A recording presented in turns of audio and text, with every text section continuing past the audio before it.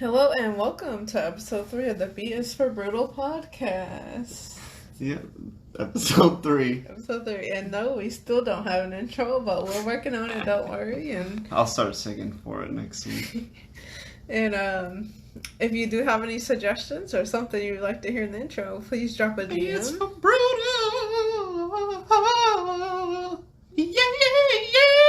That's how it's going to go next week. There's even a feature to where if you send us like a voice memo to the episode, so if you dropped it right here, we could include it in the show and let everybody else know what you think the podcast intro should be. You can also drop a DM. Our Instagram is BS for We'll Brutal. include all the haters too, so like, this show is shit. Encourage all feedback.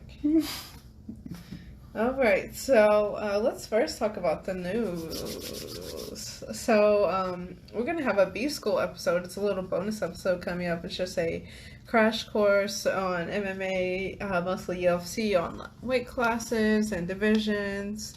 Who are the people to watch? Who are the champs? How scoring works? Terminology and disciplines in other leagues. So be looking forward to that. Also, we're going to have our first interview on August 15th with Eli the Prophet Alejandro. Make some noise for this guy.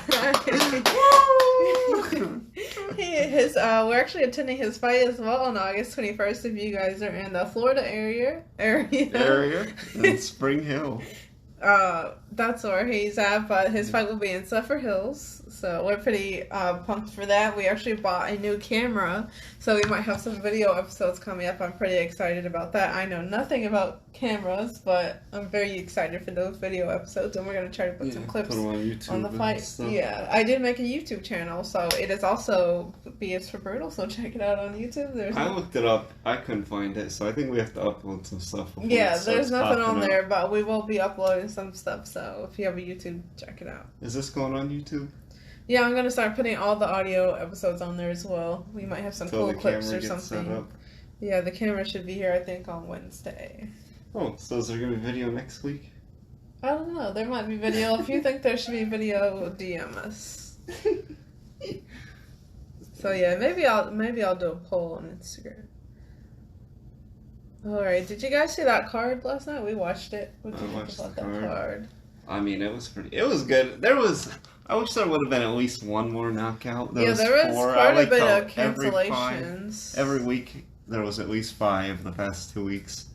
But yeah, there was quite a few canceled fights. The co-main got canceled a bunch of times. The last one was Hani Yaya versus whoever he was fighting. I just remember his name. I was like, Hani Yaya. And he's a grappler. I remember him fighting. He's a tough dude.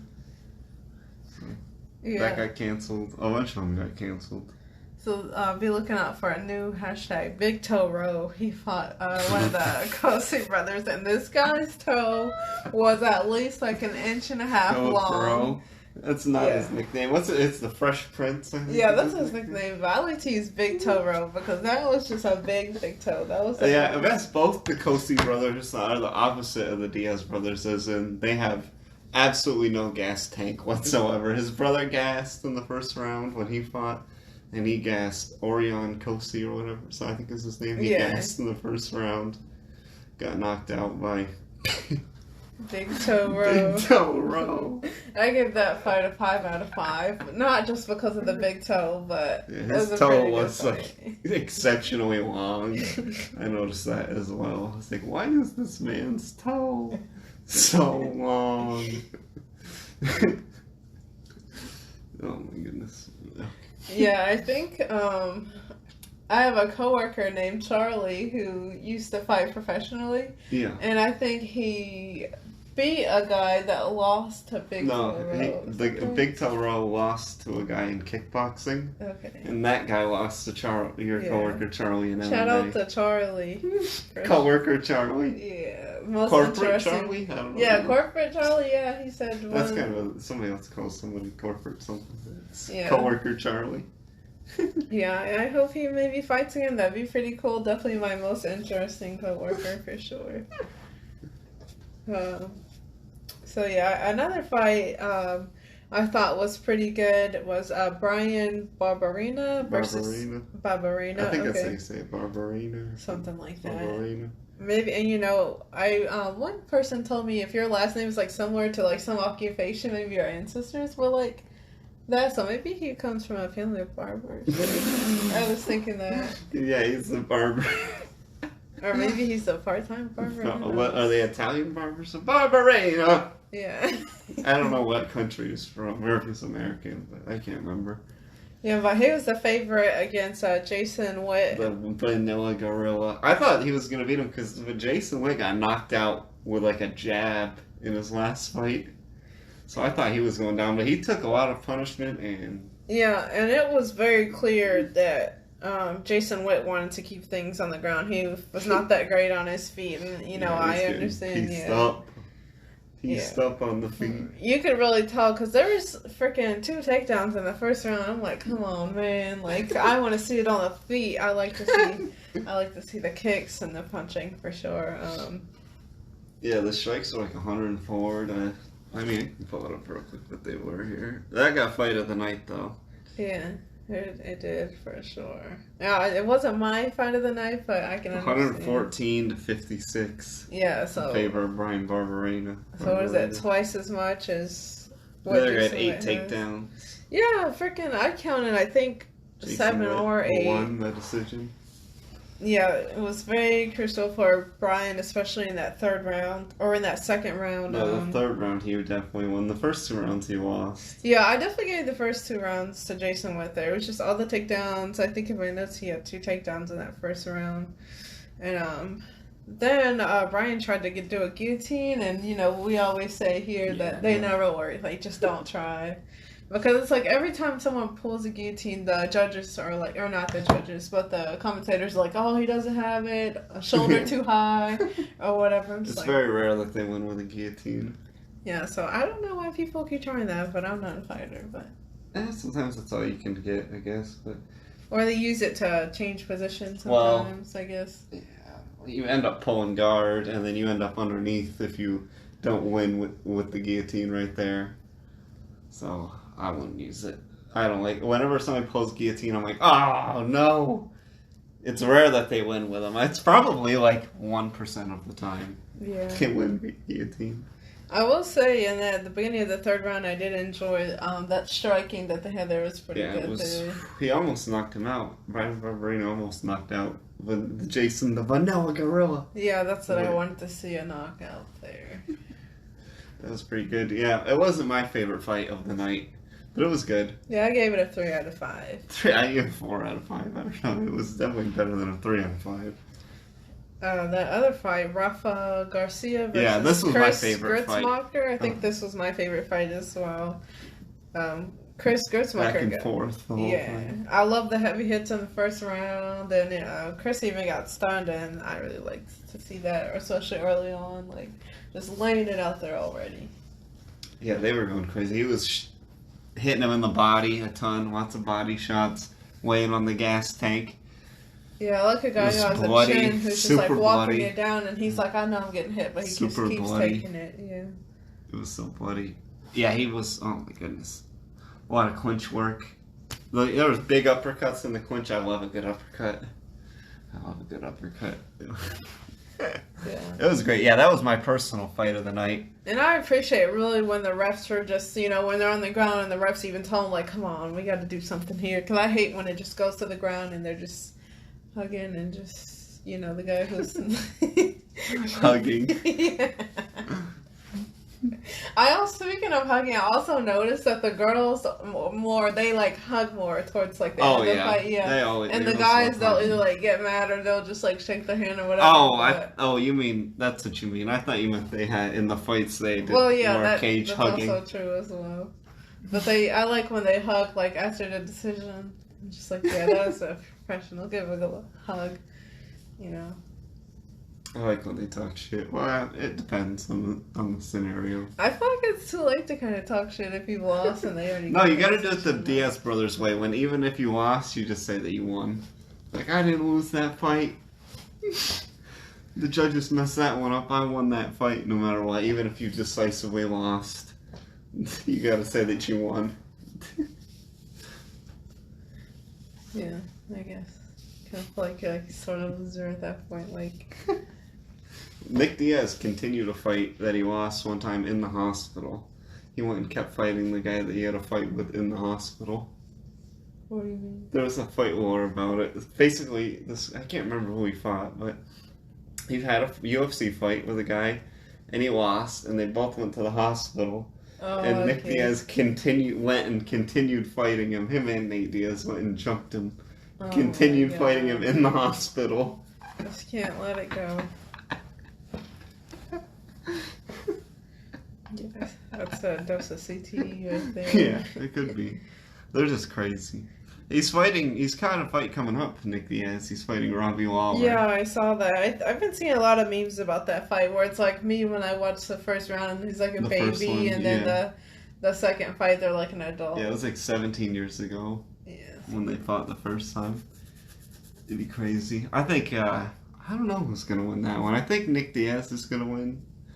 But, because Robbie Lawler has looked, the miles have caught up with him. In his recent fights, if you watched any of them, Yeah, Nick Diaz Colby definitely has a Covington gas tank. destroyed him. It was rough. I was like, oh my goodness. His corner was like head movement as he was just getting blasted in the face. Oh man. Yeah, so I'm gonna also give it to Nick Diaz there. That's my pick for that fight. It could go either way. I could see Robbie Lawler winning. It's just gonna be a couple of old guys going at it. It's 5 rounds though. What's the term they use? Gatekeeper? I wouldn't call them gatekeepers at this point. That's more a gatekeeper is a guy who's always ranked like 12th. Okay, yeah, these guys are not. Yeah. Yeah, they're not ranked anymore. Robbie Lawler was the champ in like 2016. Okay, yeah, so 5 He's years just ago or old so. now. Yeah, he's just old. Past his prime. Yeah, he's had some of the best title defenses ever. Oh my goodness. He had some of the most entertaining fights of all time. Woo! He was a bad motherfucker. He'd beat me up. That's for sure. Still. So yeah, a couple other fights that were pretty interesting last night. Was it Stochla versus Gooden? Oh, yeah, good knocked him out. Yeah, I love a good knockout there. There was 2 first-round knockouts. Yeah, That one... then Gloria DePaula versus Cheyenne Bays. Cheyenne Bays. It's spelled like Bays, so Yeah. I pronounced like Bays. I was pretty confused by that one. Was that the... Yeah, she got a head kick. There was 2 head kick knockouts and 2 first-round knockouts as well. Yeah, there was a guy on his UFC debut, and he knocked the guy out in the second round. Yeah, it was a head kick. However you spell it. I don't even... That guy had a name. It was like Melzik Bog. Yeah, I don't know. I don't know how to say his name at all. But if he keeps knocking people out, I'll learn him. Yeah, sorry, we're uncultured over here. Yeah, too many crazy names. There's so many crazy names, and sometimes they'll debut and only be around for a couple fights, so I can never remember off the top of my head. If I read them, I can remember, but I can't pronounce all these names half the time. Yeah, did anything else to kind of stick out to you from that card? That card wasn't super awesome. I thought it was pretty good. Okay. I would like to nominate Grits or whatever, Gritzmacher. Gritzmacher, yeah. I'd like to nominate Chris Gritzmacher for Fighter of the Week. Okay. Well, I'm gonna go with Big Toe Row. Big Toe Row? Yeah. That's my Big pick Toe for Fighter of Row, the Week. Chris Gritzmacher, and we gotta have one more. I'd say probably the girl with the head kick. Cheyenne Bays. Cheyenne Bays. I'd say Cheyenne Bays. I'd also put her up, but just because she got a knockout. And it was the co-main. Yeah, it was So it's first good to have a round, nice, so it's nice to have that. good to have a knockout before the main event. But that main event, I mean, it was good, but it was just drawn out, and you know who was going to win the whole time, seemingly after the 3rd round, especially. So it wasn't my fight of the night. And speaking of knockouts, let's bring out our knockout tally again. We need like a bell sound or something for that. Bing, bing, bing, bing, bing. Knockout bing, tally, bing, let's go. bing, Yeah. bing, bing. So there was 4 at this card, and so that gives us 13 since the podcast started. So. 13 total since the podcast Or started. 14. 14? Yeah. Yeah, Should- 14. There's 5 last week. And then 5 the next one. So 14. 1 below average, so 14 knockouts since the podcast started. I still think that tells you it's pretty action-packed sport, you know. Because we don't see knockouts in any other sport, really, you know, this often. Yeah, that's true. Rarely in hockey. Yeah. They get in fights and have a knockout. Yeah, I want to see it there. Yeah, 14 knockouts on the knockout tally. So I hope to see some more for sure in the future. Yeah. What knockouts do you possibly see coming For up? the next card? Is it Derrick Lewis? Yeah. Cyril Gane? Yep, that's the next card. Derrick Lewis versus Yeah, Cyril Derrick Gane. Lewis definitely has to knock this guy out if he wants to win, I think. Well, that's why I think Derrick Lewis is going to win, because the other guy's faster than him. He has a more diverse striking. He's always, on the back foot and more mobile. So, usually when that's the case, that Derrick Lewis is going to knock that guy out. Like, when it's like, oh, Derrick Lewis on paper is not going to win this fight, he usually gets a knockout. So, I'm picking Derrick Lewis. I think he's going to win. I think I'm going to take Derrick Lewis by second round bonk. I think he's going to bonk him in the second round and take him out. I'm going with Cyril Gane just because I don't know. I don't know if Derrick Lewis will knock him out. Has he been knocked out before? Cyril No, Gane? he's undefeated. Okay, yeah. So I'm going with Cyril Gane. Who do you think will be the favorite? Oh, Cyril Gane is Cyril the favorite. Gane, He is the favorite. I can see what the odds are, but yeah, he's definitely the favorite. I don't think Derrick Lewis is never the favorite. He's always the underdog. Oh yeah, so He's always the underdog in all his fights. So maybe we'll show a little love for Derrick Lewis on the page. Yeah, Derrick Lewis, he's one of my favorite fighters of all time, but he'll always just be losing until he just decides so he knocks to him win. out, yeah. It's like, it's time to win this fight now. I wonder if that guy works out, Derrick Lewis is a plus $258, and Cyril Gane is a minus $345. So, Alright. if there's a calculator to tell you what they think that percentage is. Odds. Or what website are you using? I'm just going to look up odds calculator. I don't know if it'll even... for the converter. Okay. Shit.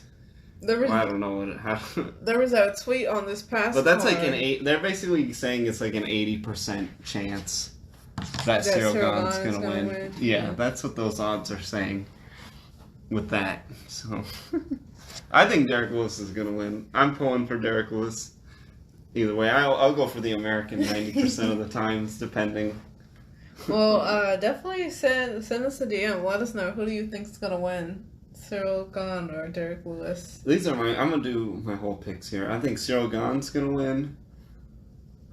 The co-main is a close one with Jose Aldo. I'm going with Jose Aldo versus Pedro Munoz. Yeah. Man, both of them are pretty hard to knock out, but Pedro Munoz, I don't know if he's ever been knocked out. He has got a chin on him. He's a tough dude. Man. I don't know. That's a close one. That's a close one for me. Yeah, Pedro Munoz has never been knocked out. I'm gonna go with Pedro Munoz on this one, just because I think his volume and everything over the well, it's only 3 rounds, though. Aldo does look good over 3 rounds. Man. If Aldo's going to win, I say it's going to either... I lean towards an Aldo decision, but I'm going to go with Pedro Munoz getting the decision on that one. I don't know what the odds are. Let's see. What are the odds on that? Yeah, let's check out the odds on Jose Aldo versus... what's the guy? Pedro Munoz. Okay. Pedro Munoz just beat Jimmy Rivera. Get this to work. So yeah, let us know your picks. Who do you think's gonna win? Pull the card up on that there. What card number is it? Just type in UFC, it'll come up. 260 something. 265. Yeah. 265. I don't see a place where it would show. That's fine. I'll check the odds right now, but well, while you're pulling after that up, Michael Chiesa, I'm taking Vicente Luque in that one. Michael Chiesa is so good on the ground. He's a grappler. He's a wrangler. But Vicente Luque is no slouch on the ground. and he's got a little bit more experience. He's 20 and 7 with a tie. Yeah, no, experience is not an issue for either of these guys. That's for sure. They're both very experienced. Michael Chiesa used to fight at 155. He's the guy in that super annoying commercial with Justin Gaethje with Justin Gaethje, yeah. That's that guy. That's a pretty cringe commercial. Yeah, that commercial sucks. Like walking toe to toe, nose to nose. Jose Aldo's minus 140, so he's just slightly favored over Pedro Munoz. Okay. Vicente Luque at minus 130, so slightly favored over Michael Chiesa. I'm going to agree with the odds on that one and disagree with the odds on the other. I'm going to take the mostly underdogs, it's looking like, on this one. What else we got on there? Torres. The Tiny Tornado versus Angel Hill. I think Angel Hill's going to... Tisha Torres is actually one of my favorite of the ladies fighters, and she's favored. But I think Angela Hill's going to beat the brakes off her. Her striking is pretty... She hits hard, especially for the ladies. I'm going to lean towards... I'm going to take Angela Hill in that one. What about Sonya Dong? I like that Casey name. Kenny? Yeah. I'm going to... That one's a coin flip for me. That one's going the distance.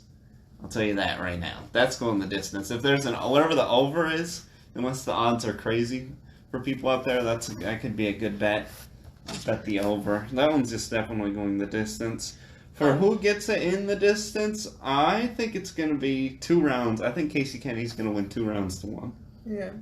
I like Sonya Dong just because of his name. It's a nice ring to it. Let's see what are those odds. Let's see who else is Oh, that's close. Minus 118 to minus 112. Yeah. They don't have close. the over-under out yet for the rounds. That's a good one. And on the Bobby Green versus Raphael Physies, that's going to be a striking onslaught. Both these guys are strikers. Physies is going to win that one. That's my pick there. He's got great striking. He's so good. He's so fun to watch. Both these guys are fun to watch, but I'm going with Raphael Physies in that one. And then Ed Herman is fighting. He was on Ultimate Fighter. He's like 40 years old now. I think the old timer's going to pull one more out. I think he's going to get one more. I think he's going to get a second round submission over Alonzo Menafield. Okay. Can't wait to see that. He's definitely got a lot more experience than this other guy. He's 10-2. Yeah, Ed Herman is, I think, fought the most consistently out of any UFC fighter over the years. He's fought, I mean, almost every year I think he's fought. I can't remember a time I've not seen him fight for a year, if you want to pull up his record. But he fights all the time. He's fought for a long time, too. The short fuse. Yeah, the short fuse. Go to his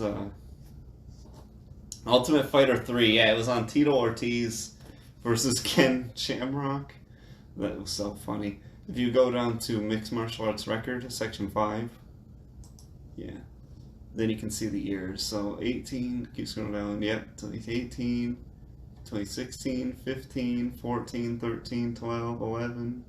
Oh, he didn't fight in 2010. Yeah. So if he would have fought in 2010, I think he would have fought, is that every year? Yeah, he would have fought every single year since he got in the UFC, except for 2010, so he missed 1 year. So that's what I mean. He's one of the most consistent fighters. He's been around for a long time. And he's on a win streak. How many has he got in a row? 1, 2. He's on a 3-fight win streak. Oh, yeah. He lost to Sean Valente, though. That is not a good loss. It was a split decision, though, so that kind of speaks, Yeah, I didn't watch that one. Vulcan versus Smith. Oh, I didn't see that one. Yeah, probably that one was in New Brunswick. Yeah, whatever. Pull the card back up. See if there's any other ones on here that would be good. Scroll over. Nope. Scroll over to the other. Nope, the 265. Yep. Go to the... Yes. Hit the... Yep. View more. Okay, don't care about that one. Scrolling over to the early prelims. Oh, Manuel Cape. He's pretty exciting. I think he's coming off 2 losses in a row. But one of them was definitely kind of an decision. This is a pretty good early prelims. These are not good matchups. So yeah, it's a good card. I'm looking forward to it. I'll definitely be watching it. I'm more looking forward to Tough coming up. We're breaking down to the finals right now, for sure. Oh my god, this last week was really good. We love Ricky Turcios. He just fought Liudvik Sholinian. Something like that. Yeah, Liudvik. Yeah, and that was a pretty good fight for sure. Good. So good. It was 3 rounds of mayhem. Yeah, that was one of the best episodes of The Ultimate Fighter. Yeah, I agree. Time. One of the most best fights in a while for sure. Liudvik started off with like some leg kicks there, and then he just didn't really have much for Ricky after that. Ricky outclassed him on the feet, and he couldn't get Ricky down for very long. Ricky's round for sure. Yeah, he had him beat in all departments. He had him. Woo. He just worked him over. Yeah, even in round 2, Liudvik, I think he took down Ricky, but Ricky was still doing most of the damage from the bottom, for sure. And Ricky even gave him a chance in the 3rd round there. Went right at the end, he's like, let's just swing. He gave him a chance to win, which most guys won't do that, but it was, that was good. Yeah, that it was definitely such a good fight. A war Ricky won me over with his last fight, but I am a lifetime fan of his now with that one. Oh my god. I'll watch him anytime he fights. God, he's so good. He was exciting. He was really good at striking. Yeah, he was exciting to watch.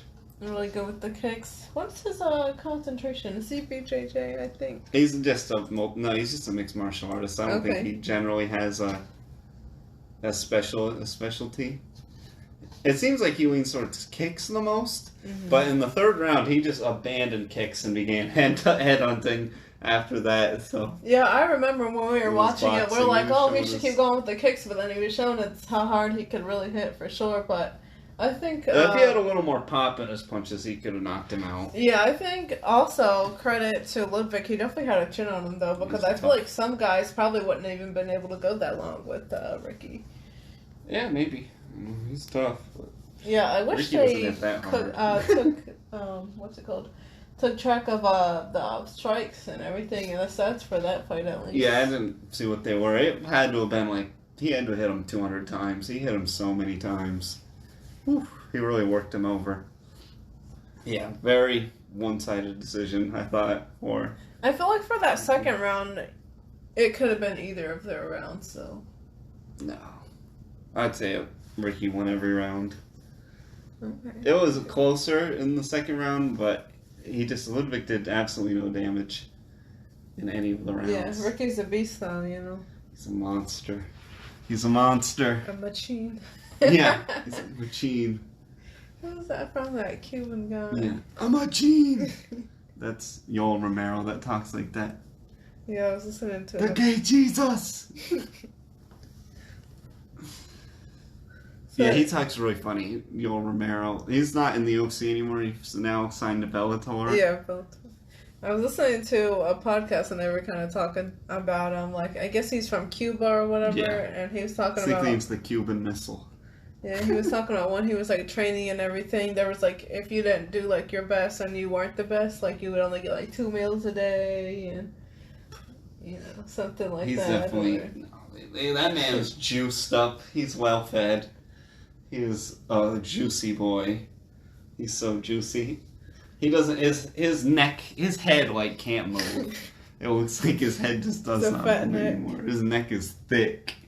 It is a thick neck. That's for sure. It's all just one. Yeah, there's no choking that guy. Yeah. He's crazy. Well, you got anything else on your list of stuff? Well, I'm just more excited just for the future of the show for sure. I'm looking forward to going over this crash course episode. Do you want to give a little sneak peek about that? Something that you think is important that we'll talk about? I didn't even know we were making this, but we talked about it. Well, we probably did, but I forgot. Oh, I mean, I could name all the champs off for you if you wanted, or the divisions, or it's pretty simple stuff if you pay attention. Yeah, it's more of an episode catered to the newbies there, so you can skip it if you like, but if you're new to MMA and UFC, you definitely want to tune into that episode there. Lots of gold nuggets of knowledge for that episode. He'll catch you up to what's going on. Yeah, for sure. And so again, DM us, let us know who your picks are, follow on Instagram. Short episode this week. It's only 4 minutes shorter than the last episode there, but don't worry, because this episode, when we interview, that one's going to be a long episode because we're going to be interviewing Eli. We'll get to Bite to Eat, and you'll get to see our faces for the first time on a video episode. So go ahead and subscribe to Be So Brutal on YouTube, so that way you can turn on your notifications and see that episode. This has been episode 3 of Be So Brutal podcast. Bye. Say bye. Bye-bye.